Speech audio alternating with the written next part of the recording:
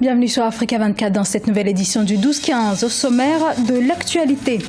Le sommet de l'Union africaine se poursuit à Kigali. 35 chefs d'État africains sont attendus dimanche. Ils se pencheront notamment sur la situation au Burundi et en République démocratique du Congo. Nous ferons le point dès le début de ce journal avec l'un de nos envoyés spéciaux, Thierry Ngogang.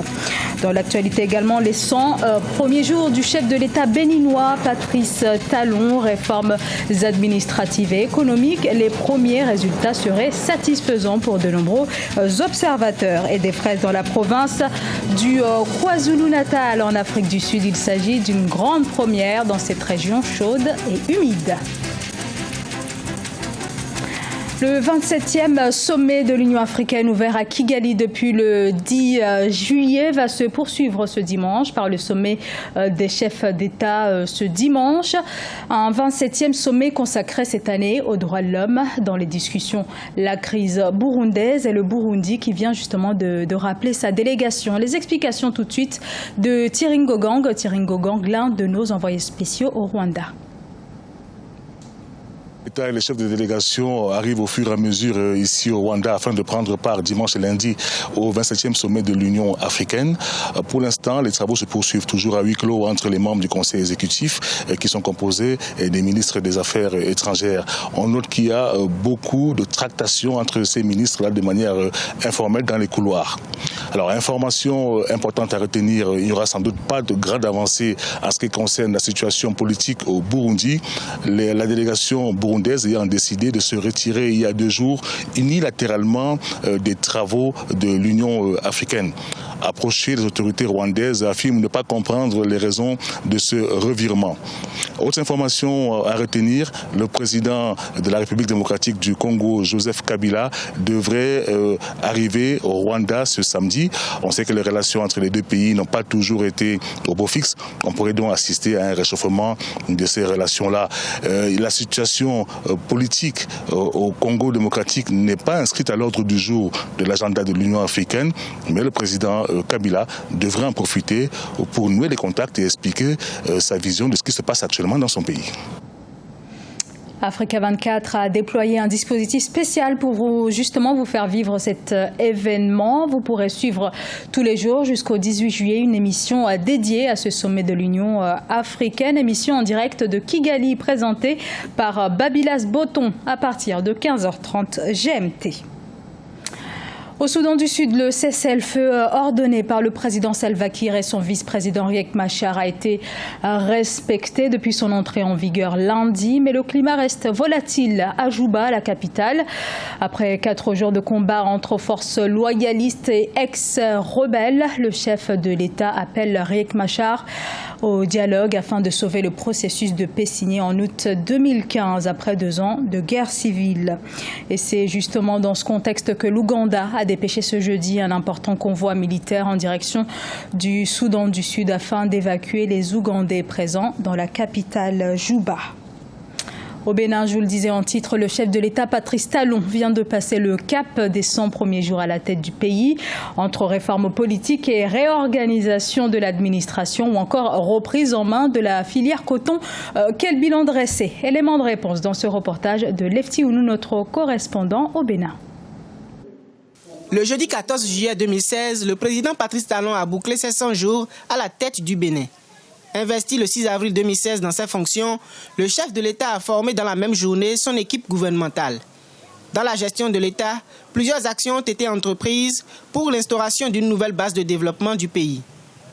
Il s'agit entre autres de l'installation de la Commission des réformes institutionnelles, de la mise en place effective des 12 préfets des départements du pays, de l'implication personnelle du chef de l'État dans le règlement de certains conflits ou encore de l'annulation des concours de 2015. Le président Talon et son équipe ne vont pas dérober au traditionnel bilan des 100 premiers jours. Dans le rang des populations, les appréciations sont diverses. Jusque-là, on peut dire que la jeunesse ne se retrouve pas encore après les 3 mois de la gestion du gouvernement. Sinon, je m'en vais vous dire aussi que la population est essoufflée. Essayons de lui donner un an pour voir ce qu'il fera. Sinon, en réalité, les 100 jours, moi, je ne saurais dire quelque chose là-dessus. Seulement que l'insécurité, c'est-à-dire ça a pris d'ampleur. Les décisions et actions du président sont diversement appréciées dans l'opinion publique. Elle trouve grâce aux yeux d'une frange de la population qui estime que le président de la République et son équipe ont démarré un chantier important, celui de la restauration des valeurs. Pour les 3 mois, le gouvernement a fait montre d'un courage politique dans la prise de certaines décisions. Je peux évoquer cette décision pour fixer les 12 préfets du pays. Il y a eu besoin du courage politique. Aussi du courage pour des décrets qui ont été rapportés, donc retirés de la circulation, des nominations sur lesquelles le pouvoir est venu, des concours frauduleux que le pouvoir a courageusement pris la décision, disons, d'annuler. Plusieurs mouvements de mécontentement ont éclaté au cours de ces 3 premiers mois de gouvernance sous le régime du président Patrice Talon, notamment dans le rang des syndicalistes. Ceux de la justice dénoncent un non-respect des décisions de justice en complicité avec l'exécutif. Néanmoins, plusieurs observateurs politiques s'accordent à dire que le bilan des 100 premiers jours du président Talon est satisfaisant et qu'un bilan à long terme est indiqué pour apprécier la gouvernance du nouveau régime. Au Ghana, la Commission électorale nationale évoque de plus en plus un éventuel report de l'élection présidentielle prévue le 7 novembre. Les listes électorales sont contestées. L'opposition s'inquiète de possibles fraudes. Un nouveau processus de réinscription doit débuter lundi. Et en Afrique du Sud, la ferme Kapuni Estate est la première spécialisée dans la culture de la fraise. Des premières fraises viennent d'être récoltées, et cela dans la région chaude de KwaZulu-Natal. La fraise, vous le savez, se cultive généralement sous un climat de basse température et c'est un cultivateur, Xolani Goumede, qui est à l'origine de ces premières récoltes, fruit de 3 ans de travail. Marcel Maroun. À Balito, ville située à environ 40 km au nord de Durban, dans la province du KwaZulu-Natal, en Afrique du Sud, la ferme Kapuni Estates est entrée dans l'histoire. En effet, la culture de la fraise, fruit dont le développement dans cette zone chaude et humide est peu probable puisqu'elle ne pousse qu'en milieu de basse température, est désormais devenue possible. Cela grâce au travail entrepris depuis 2013 par un ancien chef de projet sud-africain, Xolani Goumede. Avec l'aide de sa femme, diverses variétés de fraises sont cultivées aujourd'hui dans cette ferme de 17 hectares, devenue, par la même occasion, le premier projet commercial de son genre dans le KwaZulu-Natal. Les fraises préfèrent un climat plus frais que celui de Balito. Mais malgré cela et avec les variétés que nous pouvons développer, nous avons pris l'option de cultiver des fraises dans ce type de climat. Nos productions sont maintenant plus adaptées à la chaleur. Les activités commerciales de Xolani Goumede consistent à produire entre 1000 et 2000 barquettes de fraises et à les revendre au quotidien dans le milieu local. Et grâce à la certification GAP, il parvient même à exporter ses produits sur les marchés étrangers. Sa croissance annuelle a atteint 250% et la ferme embauche 80 personnes chaque saison pour cueillir les baies. Mais tout n'a pas toujours été simple pour cet agriculteur qui a injecté plus d'$1 million dans ce business. Si elles étaient faciles à cultiver et faciles à vendre, tout le monde le ferait. Le fait que peu de gens le fassent montre qu'à un certain stade, il y a un risque élevé et la partie risquée, c'est la production et la vente. Les fraises se vendent, elles sont très faciles à vendre d'ailleurs. Nous avons des demandes presque tous les mois provenant des clients d'outre-mer. Le ministère de l'Agriculture a récemment déclaré qu'il existe environ 300 hectares de fraises cultivées dans ce pays, ce qui devrait dynamiser le secteur agricole qui a subi des pertes d'$1 milliard.